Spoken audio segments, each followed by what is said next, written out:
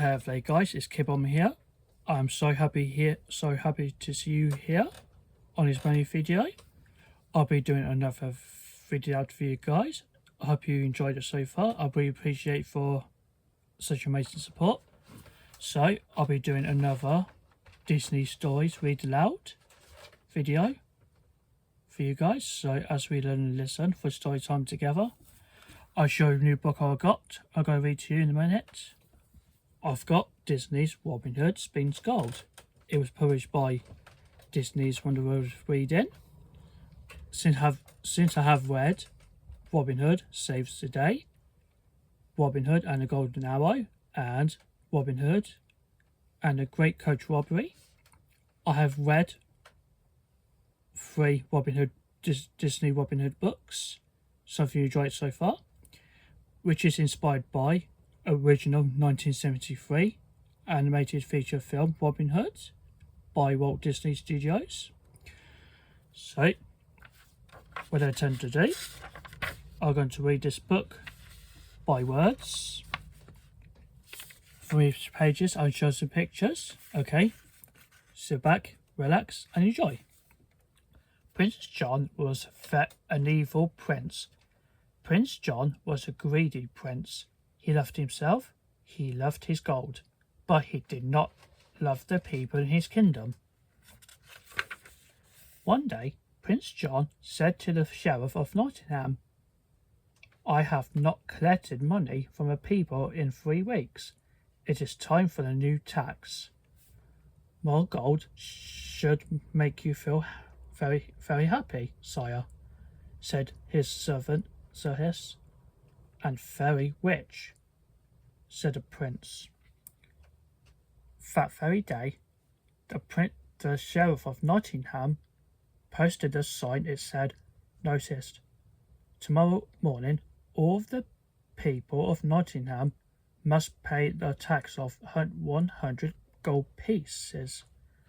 The people were so worried. How could they pay the tax? No one had any gold. Prince John had taken it all.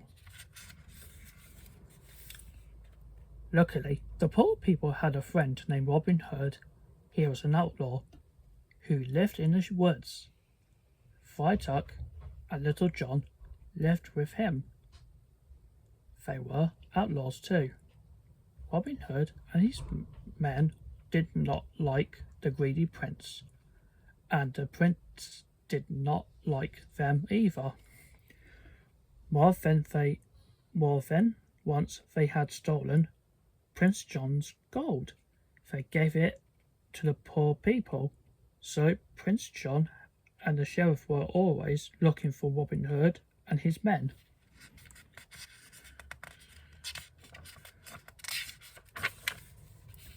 When Robin Hood and Little John went to town, there were disguises. That way they could find out what was happening without being discovered. They had many different outfits to wear. On the day of the new tax, Robin Hood dressed up as an old blind beggar, and Little John dressed up as a woman.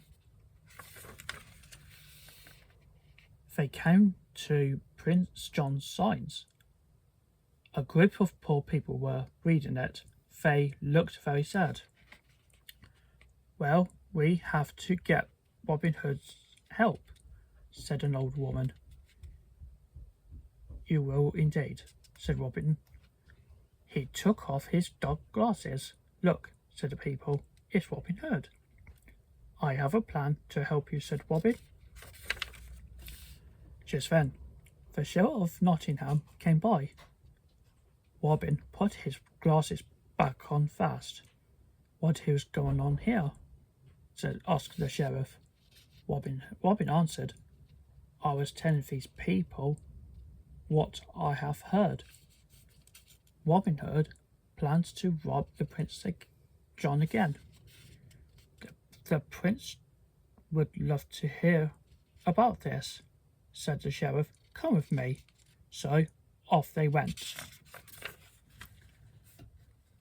The sheriff and Robin arrived at Prince John's castle.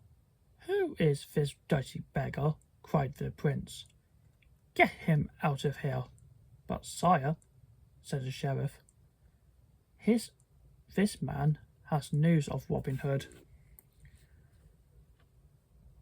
The prince's ears perked up. "Tell me," said the prince. "I heard Robin Hood talking," said Robin. He plans to steal your gold tonight." "I will double the guard," cried Prince John. "No, no," said the sheriff. "Triple the guard." "Sire," hissed Sir Hiss, "it does not matter how many guards you have. Robin Hood will trick you anyway." "Quiet, Hiss," yelled Prince John. "I know how you can trick Robin Hood," said beggar Robin. "You do?" cried the prince. "Yes," said Robin. "I have a daughter who can spin straw into gold." "So?" asked Prince John. "So I will bring my daughter here," said Robin. "I will spin all your gold into straw. When Robin Hood gets here, he will find straw, not gold. He will not steal straw." Prince John scratched his head. "But how do I get my gold back?" "That's easy," said Robin. "My daughter will leave her magic spinning wheel here. Then you can spin the straw back into gold yourself." "Oh, goody!" cried Prince John. "At last I will trick Robin Hood." Robin Hood said he would be coming at midnight, added Robin.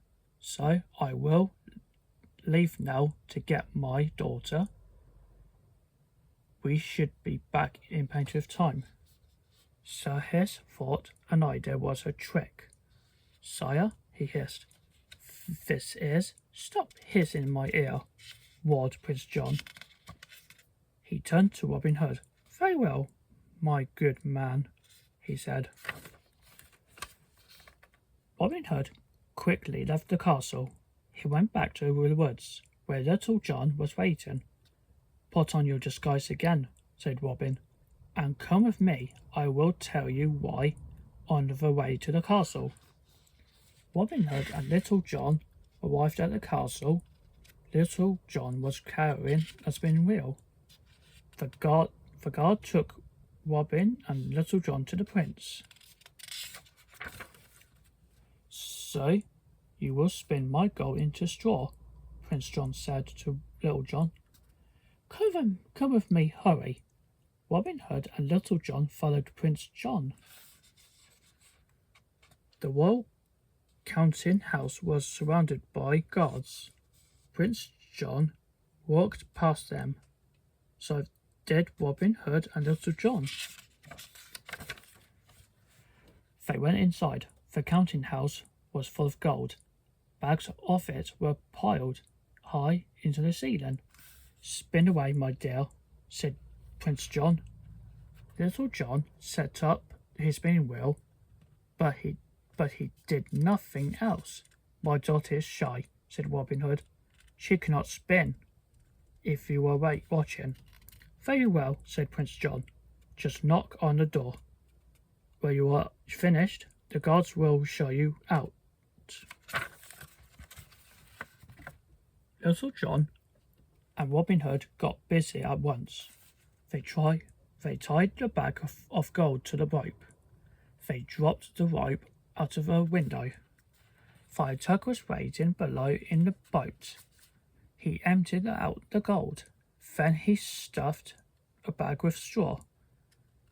Robin pulled the rope back up again. Soon all of the gold was gone. The room was full of straw. Firetug's boat was full of gold. He covered the gold with straw. When all the gold was covered with straw, he quickly rolled away. Then Robin Hood knocked on the door. The guard opened it. Prince John was waiting outside. He rushed in. "I could not wait," he cried. Prince John looked at the straw. "You have really done it," he said. "What a joke on Robin Hood." He clicked his heels in the air. Then Prince John said, "You can go home now, old man. Just leave your magic spin wheel here. I would pay you for it, but I have no gold right now." With that, Prince John went to his room. He would wait there for the robber to come. Robin Hood and Little John went back to the woods. Tug was waiting for them with the gold. Robin Hood and Prince John gave bags of gold to the poor people. There was joy in the Nottingham that night. Meanwhile, Prince John was walking up and down. Sir Hess and the sheriff sat by the window. They were waiting for Robin Hood to come. It was past midnight. "You have been tricked, sire," hissed. "Quiet, Hess," said Prince John. "You always worry too much. But the sun is up." Hiss, "and Robin Hood is not here." "Come with me," said the prince. "I will show you that this is no trick. It does not matter that Robin Hood did not come." Prince John took Sir Hess and the sheriff to the royal counting house. "See," said the prince, "they spin the gold into straw, just as they said they would." "Sire," yelled Hess, "you have been fooled." "This is disaster," cried the sheriff of Nottingham. No, said Prince John, smiling. "Watch this." The prince sat down at the spinning wheel. He started to spin the straw, but no gold came out. "I know this will work," said the prince. "It has to work." "Where is my gold?" he shouted. But there was no gold, because Robin Hood had tricked him again. The end. So, guys, I hope you really appreciate the story listening to me when I read a book of Disney's Robin Hood Spins Gold. I hope you really like it so far. If you are happy, just leave a comment down below the video description. Yep, I really appreciate you guys. So I hope you enjoyed this video so far. Last year we had celebrated a wonderful 100 years of Walt Disney Company has been formed. In 1923, behind magical legacy of Disney has changed over time. Okay guys, so I hope you'll see you on the next video, and thank you very much. I'll see you soon.